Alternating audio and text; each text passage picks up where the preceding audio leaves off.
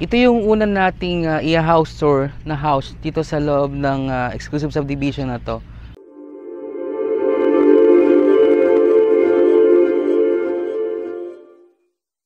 So yung location nito is nasa along main road tayo. Ito yung mga 7 kilometers lang ito doon sa may Marilao exit, yung NLEX natin dyan.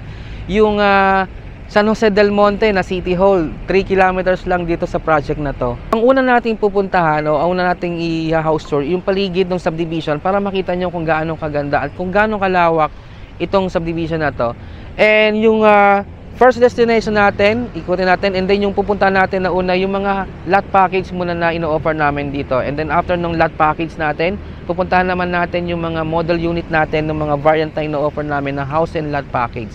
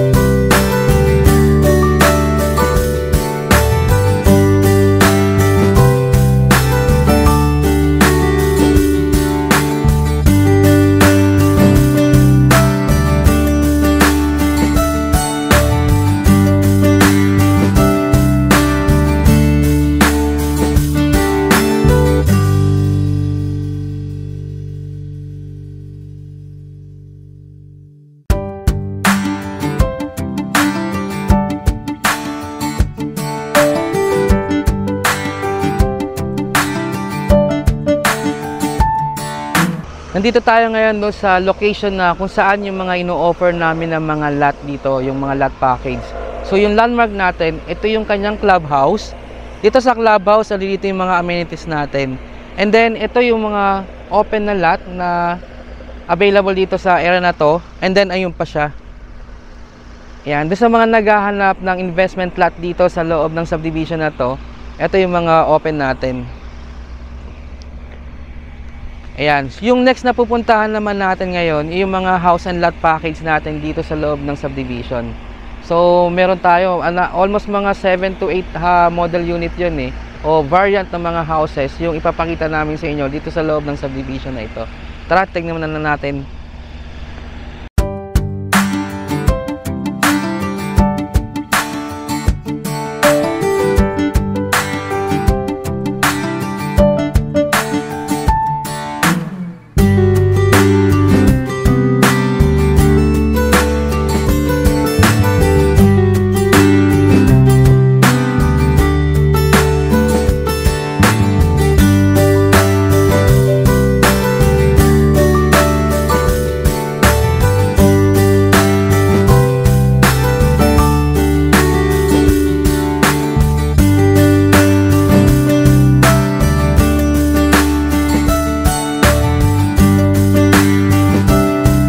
Ito yung una nating i-house tour na house dito sa loob ng exclusive subdivision na to. So katulad nung nabanggit ko kanina, inuna natin yung lot, and then ito naman yung house and lot package natin dito. So meron kami ditong bali 6 na model unit na ipapakita sa inyo ngayon. Pero unahin ko muna itong Antalya. Yung Antalya na unit natin, ito yung lot area nito ay 224 square meter. Ang floor area nito is 181 square meter. Meron tayo ditong 4 bedrooms, 3 toilet and bath, at yung 2 carport natin.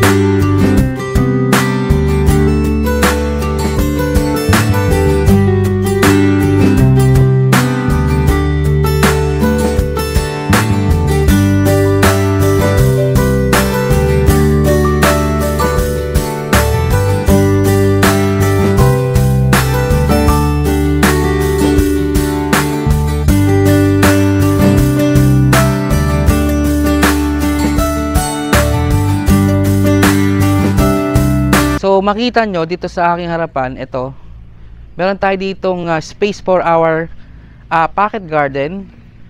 Ayan.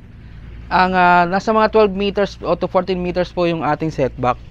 And dito yung ating dalawang carport. And then meron tayo ditong part ng lanay area dito sa side na to. And then yung ating service area dun sa kanyang likuran.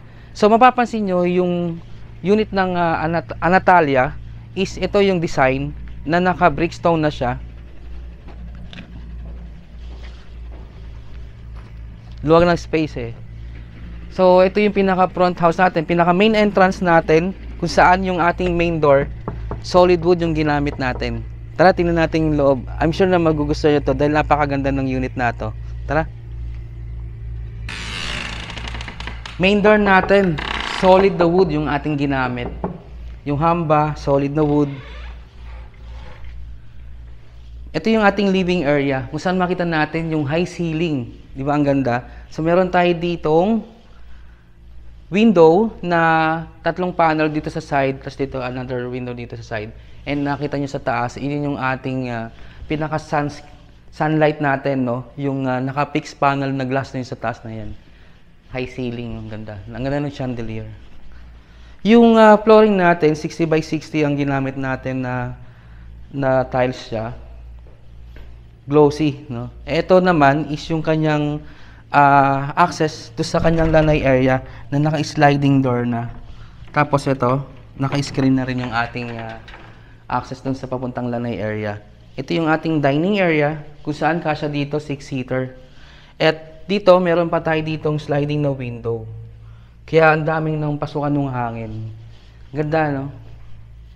Dito sa side na to, ito yung kanyang kitchen area na nakaseparate. Nakita may sarili siyang door. Tingnan natin.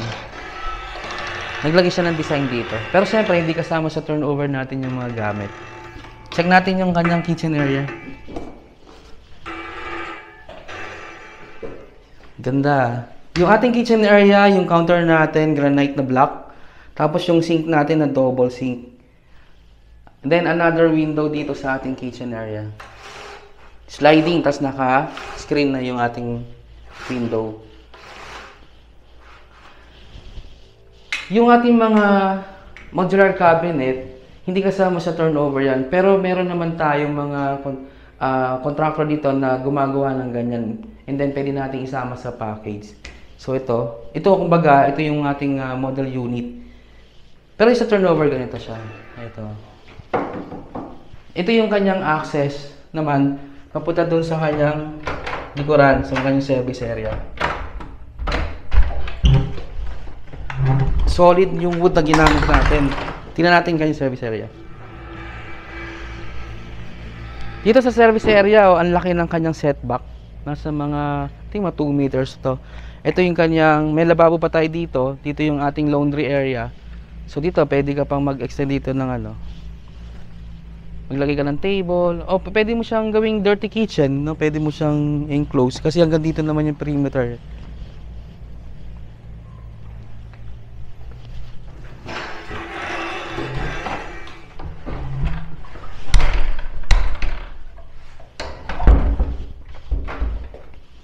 Check natin, doon sa mga naghahanap ng mga house dito sa Marilao, Bulacan, ang ganda ng project na ito, mga gugustuhan nyo. Dito meron tayo dito sa ground floor, yung kanyang first room.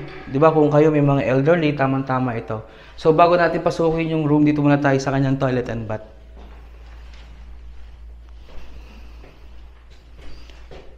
Ang ganda ng pagkakadesign ng toilet and bath niya. So ito naka-enclose na yung ating shower area kasi ito naka-tiles na. And meron tayong ditong window, owning na window na naka-screen na siya. Yung ginamit natin na door, solid din na wood. Ito yung first room dito sa ground floor. Yung door na ginamit din, no? Wood din yung ginamit natin dito. Ang laki ng space ng kanyang bedroom dito sa ground. Tapos yung ceiling niya, naka-cove na. At ito, yung kanyang window, sliding, tapos fixed panel sa taas at saka sa baba. Ano to, mga double size yung bed. Pero pwede ka pa nga mag ano dito, king o queen size kasi malaki. And another window po dito, sliding na window. Yung aircon natin, nandoon siya naka-propose, no? Pwede siyang split type. Ayun.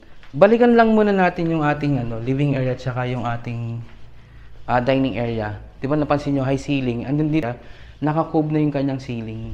Ganda. Check naman natin dito sa stairs papuntang second floor. Dito sa ilalim ng stairs, meron ka pang space. Pwede mo siyang gawing stock room, storage, ilagay ng mga gamit. At kagandahan dito sa stairs niya, oh, solid na steel. Tapos yung ginamit natin na steps, is a solid wood. Check natin yung kanyang second floor. Kung saan makikita natin yung 3 room pa niya. Kasi 4 bedrooms tong house na to eh. Tara! Yung color ng wall paint natin ito is white. Para malinis siyang tignan. Tapos dito naglagay siya ng design pa. Ito naglagay siya ng frame. High ceiling din yung kanyang papunta doon sa second floor. Ito, meron pa tayong space dito sa second floor. Oh. Tapos tiles yung ginamit natin sa kanyang flooring. Tapos ito, solid na steel. Tapos makita nyo dito yung kanyang living area, tanaw na tanaw. So yung ating ceiling dito sa taas, naka-design na rin siya. Unahin natin yung 2 room dito sa aking side na to. Dito yung first room. Yung ginamit namin dito na materials dito sa ating doors dito sa first room, solid na wood. Meron tayong 2 sliding na window dito sa ating room. And flat yung ating ceiling. Double size yung ating kama. Pwede ka pang mag-queen kasi malaki naman yung space niya. And ito naman yung kanyang toilet and bath. Common toilet and bath dito sa second floor para sa 2 room. Check muna natin yung kanyang toilet and bath. Naka-partition na siya dito, half. And ito naka-tiles na hanggang ceiling. Ang ganda ng design. Yung ating bowl at saka yung lavatory natin. Ito ang ganda ng salamin niya dito. Touchscreen niya din yan. Tapos meron tayo ditong owning na window. Yung ginamit natin na tiles dito, gray. Na matte finish siya. And ito yung kanyang second room dito sa third floor. Ito pang kids room. Meron tayong 2 window doon, sliding. Yung propose natin na aircon dito sa side kasi nandun yung saksakan niya. Ito, pwede ka maglagay dito ng TV set. Maglagay ka lang ng console dito. Yung buong second floor flooring is isang materials lang ginamit natin na tiles. Dark brown color. Check na natin yung master bedroom. Ito yung kanyang master bedroom. Tingnan natin. Yung master bedroom natin, may sarili siyang toilet and bath. And meron siya ditong sliding na window at fixed panel doon sa dito sa taas and baba. Naka-cube yung ating ceiling. And another window po doon sa kanyang likod ng kanyang bed frame. At ito yung kanyang toilet and bath dito sa master. So yung 2 room natin, common yung kanyang toilet and bath. Si master bedroom natin, meron siyang sariling toilet and bath. So same lang din nung design nung toilet and bath natin din sa labas. So ito yung shower area na naka-enclose na. Iba nga lang ginamit na tiles dito. Pero matte din yung ginamit natin dito sa tiles na to. Ganda, no? Kung gusto niyo yung ganitong model unit, dyan yung aming contact number dyan sa baba. Yan, kung interesado ka po, tawagan niyo lang po kami. Pag-schedule tayo ng tripping. And then, yon, kung bago ka pala sa aming channel, huwag niyo pong kalimutan na mag-like, mag-subscribe, pa-share na rin po ng aming mga video, and pa-hit po ng notification bell para lagi kayong updated sa mga bago naming mga house tour video. And by the way, my name is James De La Rosa. I'm from H&H Real Estate Marketing. Thank you so much sa palagi niyong pagpapanood ng aming mga house tour. And see you on my next video. Bye!